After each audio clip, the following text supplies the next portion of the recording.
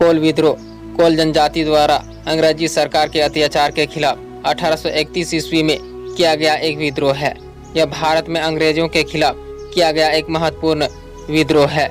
यह विद्रोह अंग्रेजों के शोषण का बदला लेने के लिए किया गया था। इस जाति के लोग छोटा नागपुर के पठार इलाकों में सदियों से शांतिपूर्वक रहते आए थे। उनकी जीविका का मुख्य आधार खेती और जंगल थे। ये जंगलों की सफाई कर बंजर जमीन को खेती लायक बनाकर उस पर खेती करते थे।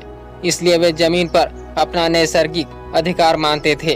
कोलों की जीवन शैली में मध्यकाल में परिवर्तन आने लगा। मुगल काल में बहुत से व्यापारी और अन्य लोग आकर आदिवासी इलाकों में बसने लगे। मुसलमान और सिख व्यापारियों का आगमन बड़ी संख्या में हुआ। इन लोगों ने धीरे धीरे जमीन पर अपना अधिकार जमाना आरंभ किया, परंतु मुगल काल तक कोल जाति के सामाजिक आर्थिक जीवन पर इन परिवर्तन का कोई व्यापक असर नहीं पड़ा।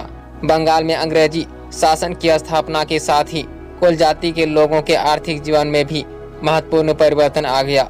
अस्थायी बंदोबस्त के कारण इस क्षेत्र में नए जमींदार एवं महाजन का एक सबल वर्ग सामने आया।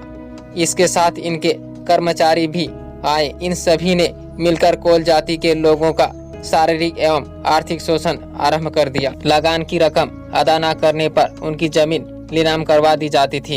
इन बाहरी लोगों ने कोल की बहु बेटियों की इज्जत भी लूटने आरंभ कर दी। कोल के बेगारी भी करना पड़ता था एवं उनकी स्त्रियों को जमींदारों महाजनों के घर काम करने के लिए बाध्य किया जाता था।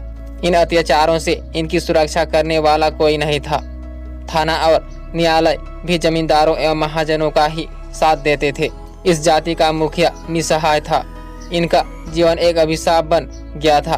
उनका आक्रोश जमींदार महाजन पुलिस के विरोध बढ़त गया।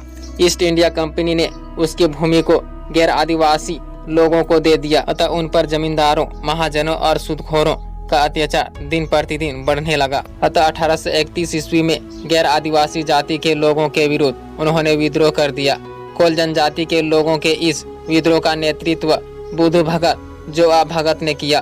कोल जाति के लोगों ने गैर आदिवासी जमींदारों महाजनों और सूदखोरों की संपत्ति को नष्ट कर दिया, सरकारी खजाने को लूट लिया और कचहरियों और थानों पर आक्रमण किया। अतः कंपनी ने स्थिति की गंभीरता को देखते हुए सेना की एक विशाल टुकड़ी भेजी और बड़ी निर्दयता से इस विद्रोह को दबा दिया। बड़ी संख्या में कोल मारे गए। कोल अपने प्रारंभिक हथियारों से अंग्रेजों की सेना का सामना करने में असमर्थ रहे। पूर्वी भारत में शोषण के विरुद्ध कोलों ने पहली बार संगठित रूप से सरकार और उसके समर्थकों के विरुद्ध सशस्त्र आंदोलन आरंभ किया।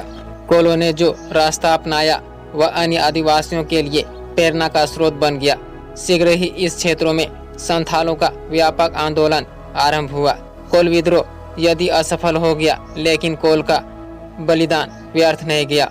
असमानता और शोषण के विरुद्ध संघर्ष विद्रोह के बाद भी जारी रहा।